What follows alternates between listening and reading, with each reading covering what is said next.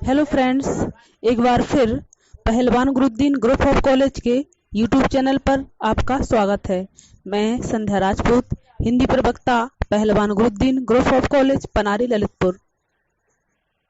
दोस्तों, यदि आपको हमारा वीडियो पसंद आता है तो प्लीज हमारे चैनल को लाइक, शेयर और सब्सक्राइब जरूर करें। साथ में बेल आइकन को भी प्रेस करें। दोस्तों, आज जो मैं आपको नया टॉपिक बताने जा रही हूँ वह बीए फर्स्ट ईयर के लिए बहुत ही महत्वपूर्ण और उपयोगी है। आज का टॉपिक है बिहारी सतसई। तो बिहारी लाल के सतसई में आने वाले दोहों का जिक्र मैं आज आपके समक्ष करूंगी। पहले 1 मिनट बिहारी लाल के बारे में जान लेते हैं। बिहारी लाल का संबंध हिंदी रीतिकाल की रीति सिद्ध काव्य परंपरा से है। यानी रीतिकाल की 3 परंपराएं या 3 भाग हैं। पहला रीतिबद्ध, दूसरा रीति सिद्ध और तीसरा रीति मुक्त। तो हमारे बिहारी लाल जी रीति सिद्ध काव्य परंपरा के कवि हैं।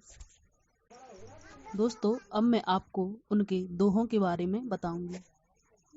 तो पहला दोहा है, मेरी भव बाधा हरो राधा नागर सोई, जातन की झाई परे श्याम हरित दुत होई, श्याम हरित दुति होई।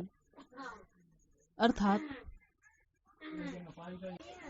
कवि कहता है कि हे राधा, हे सुंदर राधा, मेरे संसार की, मेरे इस भव की समस्त बाधाओं को हर लीजिए, क्योंकि जिसके तन की परछाई श्याम पर पड़ती है तो वो भी हरे भरे यानी प्रसन्न हो जाते हैं। इसी प्रकार से यदि आपकी कृपा हमारे जीवन में हो जाएगी तो हमारा जीवन, हमारा संसार समस्त बाधाओं से मुक्त हो जाएगा, क्योंकि आपकी परछाई श्री कृष्ण पर पड़ते ही जो संपूर्ण संसार को सुख देने वाले परमात्मा श्री कृष्ण हैं, वो भी आपको देखकर आपकी परछाई के आ जाने पर ही संपूर्ण दुखों से मुक्त हो जाते हैं।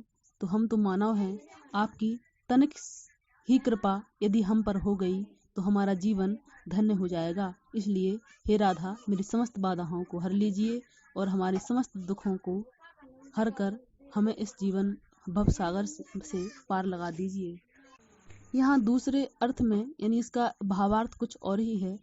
एक अर्थ है कि श्री कृष्ण सांवले हैं और राधा गोरी। जब दोनों मिलते हैं तो उन दोनों के रंग की परछाई जब एक हो जाती है तो काला और गोरा रंग मिलता है तो हरा हो जाता है, और हरा रंग खुशियों का प्रतीक है। दूसरा दोहा है हमारा, या अनुरागी चित्त की गति समझे ना कोई, ज्यों ज्यों डूबे श्याम रंग त्यों त्यों उज्ज्वल होई। अर्थात इस प्रेमी मन की गति को कोई समझ नहीं सकता। अर्थात जो व्यक्ति ईश्वर से प्रेम करता है, श्री कृष्ण से बहुत प्रेम करता है, उनके अनुराग में, उनके प्रेम में पूर्ण रूप से खो जाता है, तो उसकी गति क्या होती है, ज्यों ज्यों डूबे श्याम रंग त्यों त्यों उज्ज्वल हुई। यानी जैसे जैसे हम श्री कृष्ण के रंग में डूबते जाते हैं, उनकी भक्ति में डूबते जाते हैं, वैसे वैसे यह हमारा जीवन उज्ज्वल होता जाता है। यानी ज्यों ज्यों हम उस श्याम रंग में यानी काले रंग में यानी श्री कृष्ण के रंग में डूबते हैं, त्यों त्यों हमारा जीवन उज्जवल होता जाता है। ऐसी अनन्य कृपा है उनकी।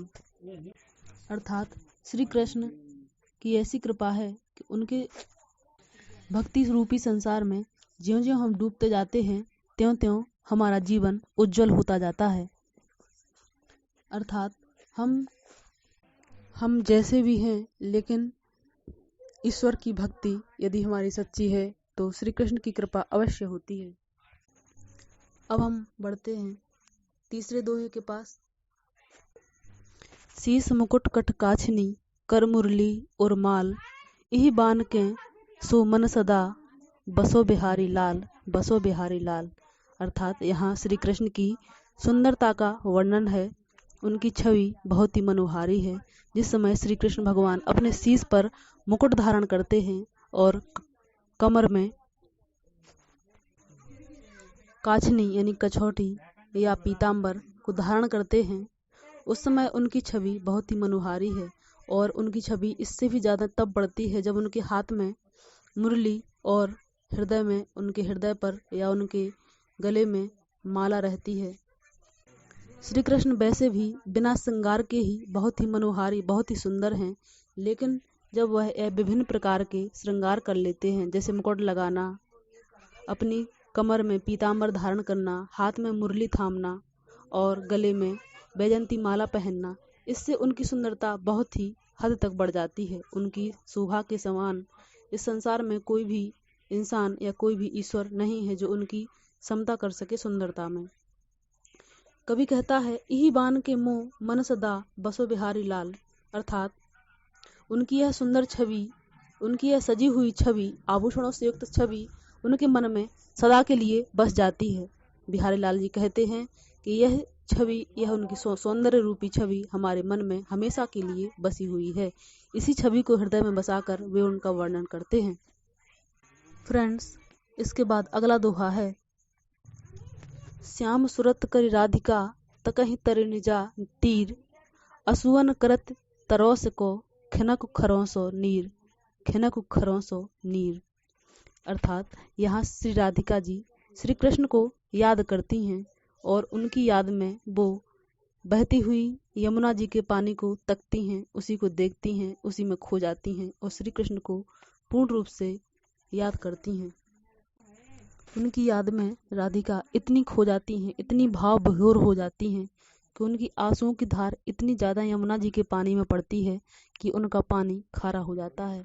तो यहाँ कहा है, असुवन करत तरोंस को खिनक करो हो नीर, यानी उनके आंसुओं से यमुना जी के किनारों का पानी खारा हो गया, अर्थात नमक जम गया।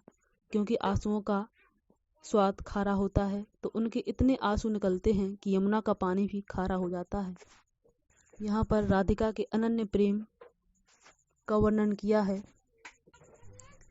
कह पठई जी आवती पी आवन की बात, फूली आंगन में फिरत आग न अंग समात, आग न अंग समात। यानी राधिका या ब्रज की समस्त गोपियों ने जब श्री कृष्ण के आने की बात सुनी कि अब हमारे ब्रज में, हमारे गोकुल में मथुरा से श्री कृष्ण पधार रहे हैं, तो यह खबर, यह संदेशा जब सभी लोग सुनती हैं तो वो फूली नहीं समाती हैं। वो यदि अग्नि पर भी खड़ी हो जाती हैं तो उन्हें नहीं लगता कि हम कहाँ फिर रहे हैं, कहाँ जा रहे हैं, और इस प्रकार से वह लाज और शर्म भी भूल जाती हैं कि हम किस प्रकार के वस्त्र धारण किए हुए हैं।